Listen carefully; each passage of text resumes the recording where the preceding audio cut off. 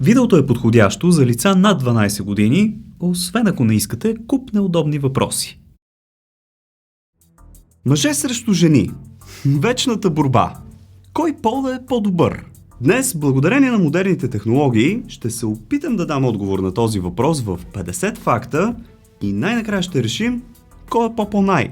Останете до края на това видео, защото ще се изненадате, стреснете и до някъде шокирате. Я дайте да направим едно гласуване. Пишете ми коментар, кой според вас е по-добрия пол в днешно време. Хайде сега обаче да започваме с фактите за дамите, които както винаги са с предимство. Проучвания показват, че мускулите при жените са по-издръжливи и по-бързо се възстановяват както след спорт, така и след нараняване. Техният по-голям таз, който е пригоден така заради раждането, дава и по-голям обхват на движенията при някои видове спортове.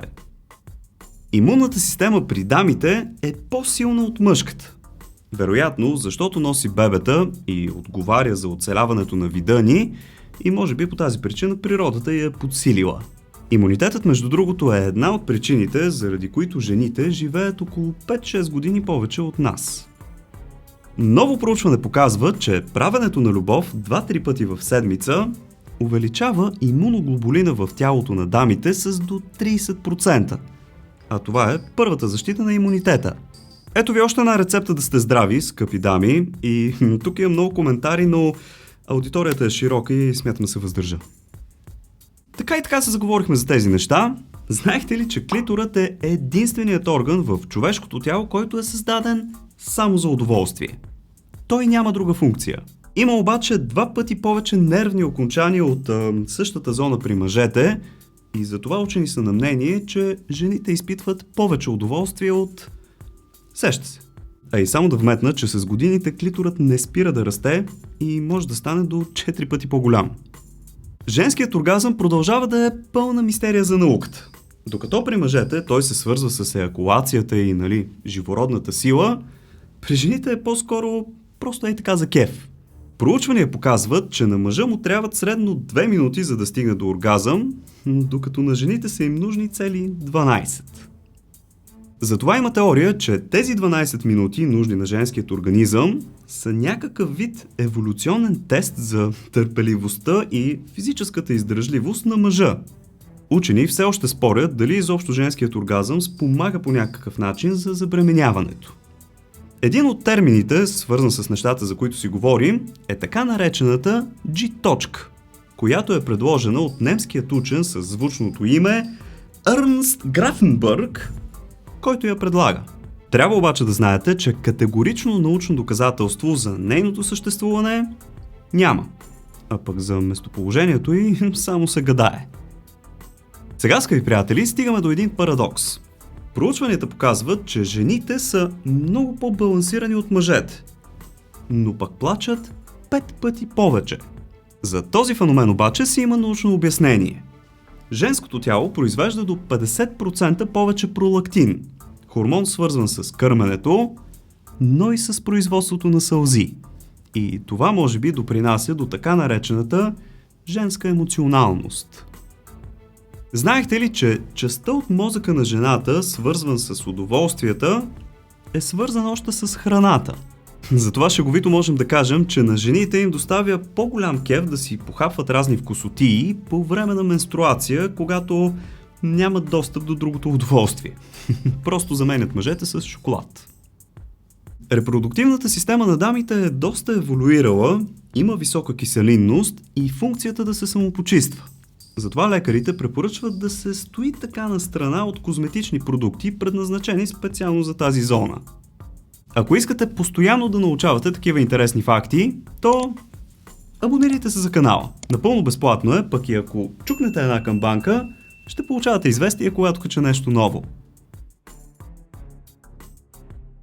Едно изследване сочи, че при един и същ дразнител, жените изпитвали до 9 пъти повече болка, отколкото мъжете. Учените все още нямат обяснение за това защо жените изпитват повече болка от мъжете, но предполагат, че една от причините е естрогенът, който притъпява естествените болкоуспокояващи на тялото. Затова, между другото, на жените се препоръчва да ходят на зъболекар или на какъвто и да е лекар, свързан с болка, в края на месечния си цикъл, когато нивата на естрогена са най-ниски. Някои жени не могат да понасят същите количества алкохол, както ние мъжете.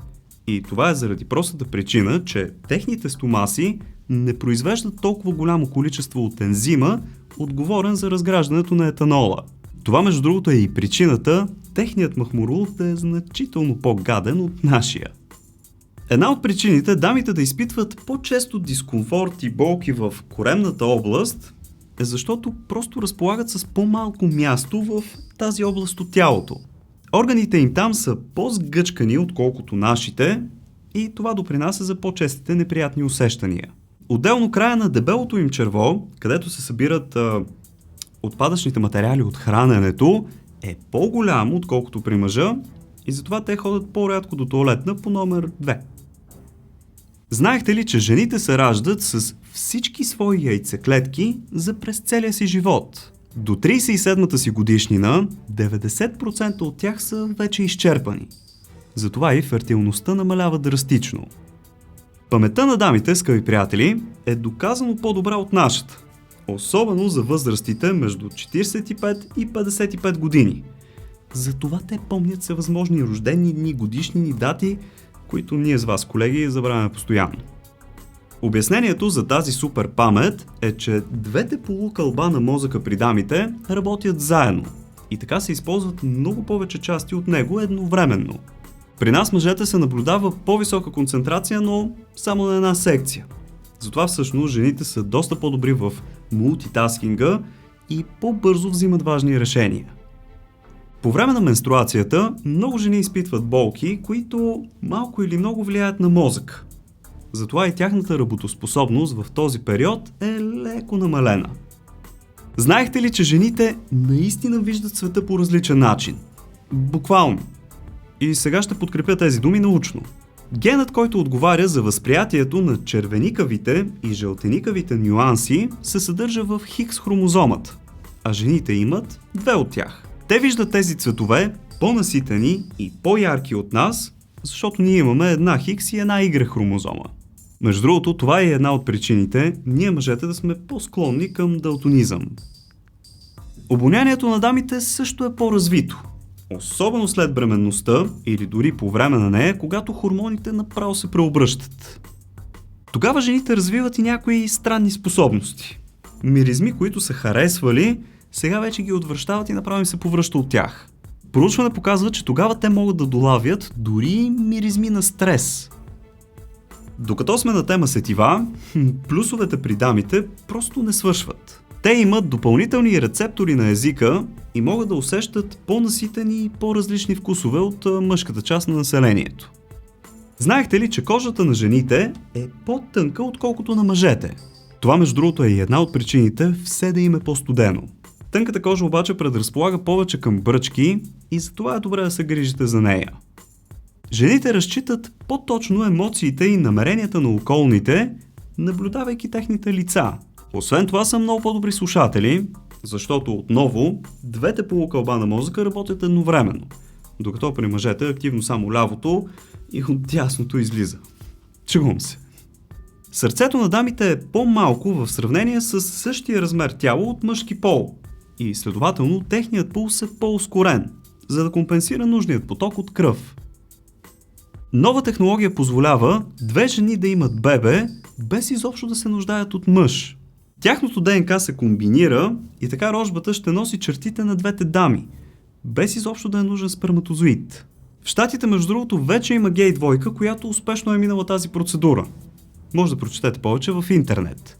При двама мъже това няма как да се случи. Чудили ли сте се някога, защо по време на пубертета момичетата се развиват драстично по-бързо от момчетата и някак си изведнъж стават по-зрели? Това отново е благодарение на естрогена, който кара мозъкът им да се зрее с около 2 години по-бързо от мъжете. Така, изброихме 25 факта, с които жените превъзхождат мъжете. Сега обаче дойде време да видим и ние в какво сме по-добри. Давайте по един бърз палец нагоре или ако искате да ударите едно дигитално рамо, натиснете бутона текст, който е някъде под видеото и да се захващаме. При мъжете мускулната маса в горната част от тялото е с до 75% повече от тази при жените. Затова сме, в повечето случаи, по-силни. Същото това по-голямо количество мускули, между другото, спомага да имаме и по-бърз метаболизъм. Учени смятат, че ние сме по-силни благодарение на еволюцията, която ни е карала преди милиони години да се бием за правото на размножаване. Както между другото и при повечето животни. Само най-силните мъжки екземпляри имат правото на потомство. Това е естественият подбор. Мъжкият мозък е с около 10% по-голям от женския, но това няма абсолютно никакво отношение към интелекта. Дори си имаме горе-долу еднакъв брой мозъчни клетки, просто техните са по-нагъсто. Частите от мозъка, които отговарят за инстинкта ни за самосъхранение, са по-големи при мъжа, но пък при жената по-големи са тези, които отговарят за говоренето и за емоциите. Мъжките кошмари са доста по-различни от женските. Докато при дамите преобладават най-вече междуличностните вражди и проблеми, при мъжете най-често се срещат следните теми: катаклизми, край на света, здравословни проблеми и убийства. Знаехте ли, че по време на сън мъжете могат да имат между 3 и 5 ерекции, без изобщо да са сънували каквито и да е мокри сънища? Това се дължи на специфична реакция на част от нервната ни система, която си остава будна дори докато спим, и на нея дължим успокоение на тялото ни от стресови ситуации. Приятели, ако ви се случва често, то това означава, че нервната ви система работи доста добре. И, мили дами, спокойно, не си мисли за друга. В случай, че ви се чете нещо интересно и доста мистериозно, може да си вземете някои от книгите ми за България, света, Вселената или пък 50 невероятни загадки. Линкчета към всички тях оставям долу в описанието. Благодаря ви за подкрепата. Знаехте ли, че и мъжете имат G-точка? Тя се намира в областта на перинеума. Няма да ви казвам къде се намира, чукнете си го и се разберете сами. Най-интересното е, че може да се самостимулира по време на изхождане и в редки случаи да се стигне дори до оргазъм. В пубертета на някои момчета могат да им пораснат гърди, но ще е за кратко, спокойно, докато тестостеронът не ги стисне и унищожи. Това звучи тъпо. Има случаи, в които дори момчета са произвеждали кърма, но това отново е в мега редки ситуации. Да, ама през 2012 пич от Шри-Ланка си изхрани бебетата по този начин. Мъжкото тяло е, как да кажа, по-миризливо, но тази миризма е по-доловима от дамите, отколкото от другите мъже. Тоест, с една дума, ние не можем да се помиришем така добре едни други, както дамите могат да ни помиришат. В тази миризма обаче се съдържат и нотки на тестостерон, към който жените са привлечени и който е по-висок при необвързаните мъже. Връщаме се обратно на темата, защо на нас ни е топло, а на жените винаги по-студено. Аз си търся обяснение, защото полудявам в нас. Климатика е нон-стоп на 30. Оказва се, че мъжкото тяло като цяло е по-топло заради по-голямата мускулна маса и по-активното горене на калории. Едно проучване показало, че ние мъжете се чувстваме най-добре при стайна температура от около 22 градуса, а жените около 25 градуса. PMS, което е съкратена версия на предменструален синдром, което пък е съкратена версия на крива съм и ще ти стъжна животеца. Ако си мислите обаче, че само дамите го изживяват, то дръжте се здраво. Мъжете също си имат цикъл, но при нас се нарича синдром на раздразнителния мъж. Свързан е с спада на нивата на тестостерона и стареенето. Обикновено се проявява след 40-та годишнина.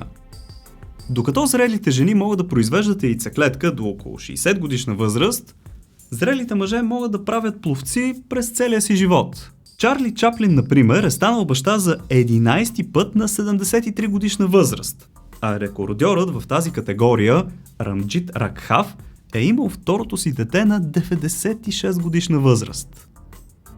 Сега се пригответе да бъдете шокирани. През първите 5-6 седмици в коремите на нашите майки, ние мъжете всъщност сме били жени. Около 7-та седмица започват генералните промени в ембриона и органът, който се намира между краката ни, се превръща или в пенис, или в клитор. Знаехте ли, че още в утробата на майката момченцата могат да имат ерекция? Науката все още не знае защо е така, но се предполага, че се тества нервната система на бебето. Докато жените могат да виждат по-ярки и по-наситени цветове, ние мъжете виждаме повече детайли и реагираме по-умело на бързо движещи се обекти. Това ни помага доста при шофирането. Вече споменах, че женският репродуктивен орган е доста еволюирал и има киселинност, която между другото убива сперматозоидите ни, но знаехте ли, че най-силните от нашите пловци могат да оцелеят в тези условия цели 5 дни?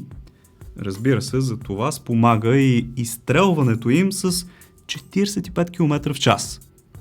Да, на това сме способни. Между другото, ако искате да си пестите пари, може да използвате промокодовете за отстъпка за OzonBG, Clash 10 и за Ardes The Clashers. Въвеждайки ги всеки път, освен намалението, ще помогнете много и на канала, за което ви благодаря. Мъжете обичайно не изказваме емоциите си гласно. Причината за това е психологическа, но и физиологична. Когато жените си споделят нещо, те буквално изпитват чувство на задоволство, докато при мъжете чувството е по-скоро на срам. Цели 50% от мъжете до 50 годишна възраст страдат от някаква форма на плешивост. Но спокойно. Друго проучване сочи, че 44% от жените между 35 и 44 годишна възраст намират това за доста атрактивно. Мазнините при мъжете се трупат обикновено в коремната област, докато при жените около бедрата и дупето. Отделно с напредването на възрастта при дамите, масните клетки нарастват, кожата изтънява и това предразполага към целулит. Когато един мъж стои изправен, леко разкрачен, с палци прибрани в джобовете или в колана, това означава, че той има интерес към обекта срещу него. Най-често жена. От еволюционна гледна точка и подсъзнателно, това означава, че той сочи скута си и ви кани да го оцените. Средно над една година от живота на един мъж преминава в зяпане на жени. Дали на живо или на картинки и видеа в интернет, това е положението. На възраст между 20 и 45 години, мъжете прекарваме средно около 15 минути, зяпайки 10 различни жени на ден. При същата възрастова група данните сочат, че жените гледат около 6-7 минути поне 7 различни мъжа всеки ден. Мъжете лъжат около 2 пъти повече от жените. Или средно ние изричаме около 6 лъжи всеки ден. Според проучване, най-честата лъжа, която ние изричаме е спокойно, добре съм. Това малко ми звучи като женското нищо ми няма и след което адът се излива. Незнайно защо едно изследване показало, че мъжете консумират повече храна, когато са в компанията на жени, отколкото в компанията на мъже. Психолози смятат, че това е отново остатък от еволюцията, за да можем да покажем, че сме по-способни. Защо мъжете са по-агресивни? Обикновено тази наша черта се свързва с тестостерона, но ние имаме и по-голяма амигдала, която регулира отговорите ни при по-неприятни ситуации. Проучвания показват, че няма абсолютно никаква връзка между размера на пениса и размера на обувките, на носа, на ръцете или на портфейла ни. Виж, за последното не съм много сигурен. И сега, накрая ще разбия още една от вашите представи. И мъжете, и жените отделят горе-долу еднакво количество газове, които средно на ден са достатъчни да запълним един парти балон. Сега знаем, че жените не правят такива неща, ама айде. Така, скъпи приятели, ако видеото ви е харесало, дайте по един палец нагоре или ударете едно дигитално рамо, като използвате бутона Thanks, който се намира тук някъде отдолу.